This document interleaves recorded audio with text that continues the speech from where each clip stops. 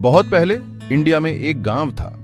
यह गांव अपनी सादगी और शांति के लिए जाना जाता था। गांव वाले बहुत रिलीजियस थे। वे हर दिन अपने भगवान की पूजा करते थे और धार्मिक अनुष्ठानों में भाग लेते थे। वो बुद्धा की टीचिंग्स फॉलो करते थे। बुद्ध के उपदेशों ने उनके जीवन को एक नई दिशा दी थी। हर शाम वो एक बड़े बैनियन ट्री के नीचे इकट्ठा होते थे। ये पेड़ उनके लिए एक पवित्र स्थान था जहां वे शांति और ज्ञान की खोज में आते थे। कहानियां सुनाते थे और सुनते थे। ये कहानियां उनके जीवन का एक महत्वपूर्ण हिस्सा थीं जो उन्हें एकजुट रखती थीं। ये कहानियां उन्हें अच्छा बनने के लिए इंस्पायर करती थीं। हर कहानी में एक गहरा संदेश होता था जो उनके दिलों को छू जाता था। एक दिन माया नाम की एक औरत ने एक कहानी सुनाई। उसकी कहानियां हमेशा दिलचस्प और प्रेरणादायक होती थीं। उसने एक भूखे कुत्ते को रोटी खिलाई थी। उसकी दया और करुणा ने सभी को प्रभावित किया।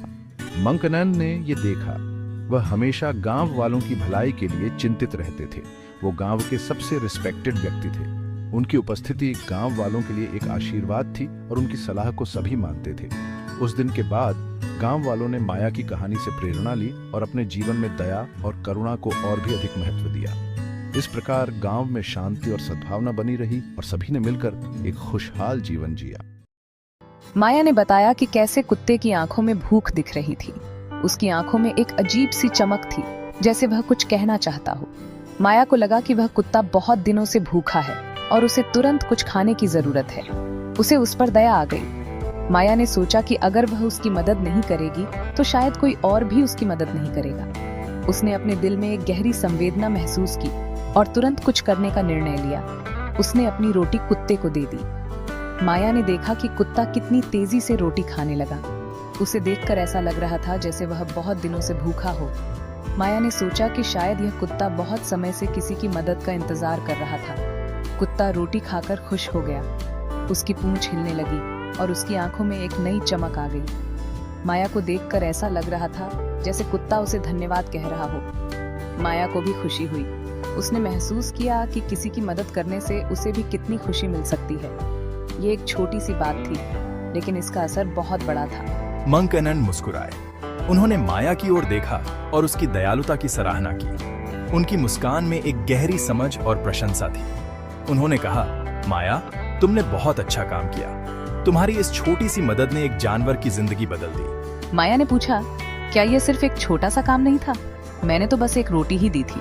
मंकनन ने कहा, नहीं माया, ये छोटा काम नहीं है। इसके बहुत फायदे हैं। तुम्हारी इस छोटी सी मदद ने न केवल कुत्ते की भूख मिटाई, बल्कि तुम्हारे दिल में भी दया और करुणा का बीज बोया है। ये एक बहुत बड़ा काम है जो समाज में सकारात्मक बदलाव ला सकता है। मंकनन ने 8 फायदे बताए। पहला, इससे काइंडनेस बढ़ती है। दूसरा, ये अच्छा कर्म है। तीसरा, ये सैडनेस कम करता है। चौथा, इससे डिटैचमेंट बढ़ती है। 5वां, ये कम्युनिटी को जोड़ता है। 6ठा, ये दूसरों के लिए एक एग्जाम्पल है। 7वां, इससे खुशी मिलती है। 8वां, ये मेडिटेशन की ओर ले जाता है। गांव वाले ध्यान से सुन रहे थे। उन्होंने पहले कभी इस बारे में नहीं सोचा था। उन्हें एहसास हुआ कि छोटे छोटे कामों के भी बड़े रिजल्ट्स हो सकते हैं। उन्होंने डिसाइड किया कि वे भी दयालु बनेंगे।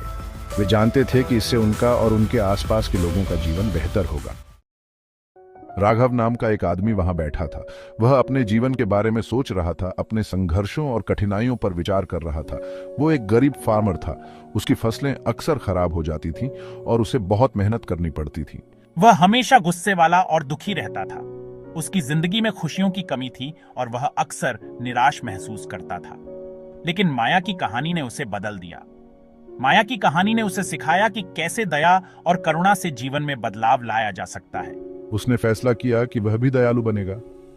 उसने सोचा कि अगर वह दूसरों की मदद करेगा तो शायद उसकी जिंदगी में भी खुशियां आएंगी। उसने अपने पड़ोसियों की मदद करनी शुरू कर दी।